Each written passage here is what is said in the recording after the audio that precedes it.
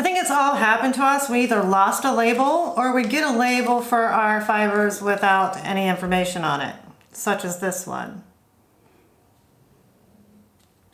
Welcome back, everyone. Happy Friday. Christine here from Unique Sapphire. So glad that you're here.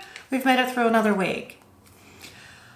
This week's been a little interesting here in the studio because I had to find a gauge for this yarn. All it has on here is that it's mulberry silk and the dye lot name of the colorway. That's it. There's no gauge, there's hand wash, labels, and how to care for it. So I had to find my gauge. Yes, I'm hooking with this stuff. So I really needed to find a gauge because, yeah, I've ripped it out multiple times this week. That's why I said it's been interesting. So if you're not a hand spinner or anything like that, you would not have any use for a wraps per inch tool. However, if you lose your labels, or like I do, or you have one that you have no idea, you can try Googling it, but I've got quite a few different answers on that one. So I do have a wraps per inch tool, but you don't really need one. And it is all suggestive. Suggestive as in, just like I was suggesting, if you're going to make another scarf or a cowl and you have one already made, and yet you have a one skein wonder laying in your stash, weigh that skein compared to the finished product and you'll gauge it. It's an estimate. So this is an estimate to find out what gauge the yarn truly is. And everyone has one of these laying around, don't you? It's pretty sad, mine's not even sharpened. But you can take a pencil, wrap some yarn around it, measure per inch. And I'll put a link in the description. I think it's the Yarn Craft Council has a wraps per inch little chart there. But let me show you how it's done. All right, pencil. And for this demonstration and your viewing, some white yarn, which I already know what this yarn is, just for reference, but I just want to show you real briefly on how to do this. Now I'm just going to loosely and not strangulate the yarn here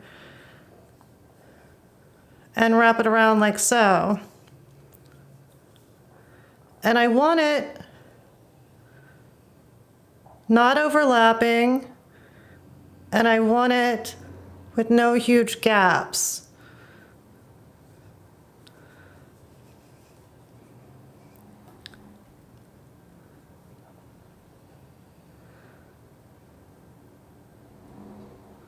I'm going to tuck this one behind there.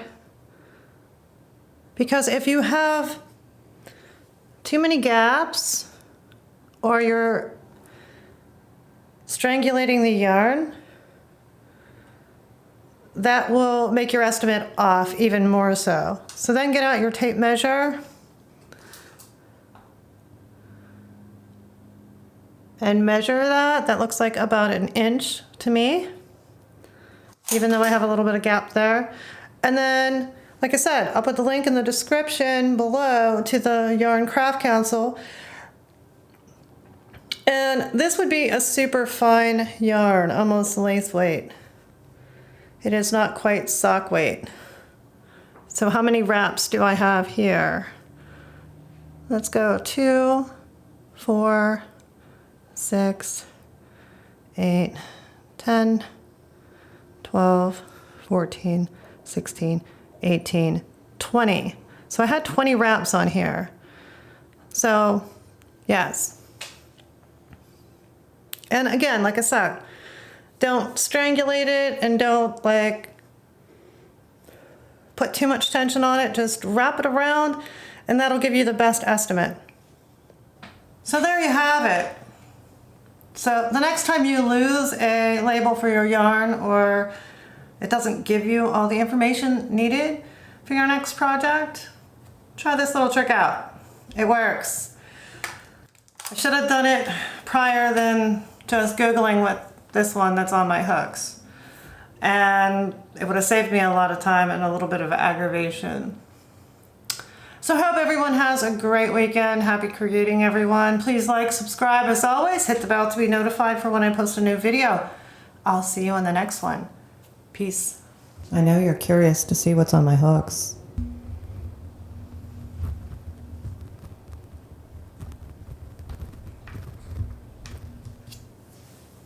Isn't it pretty?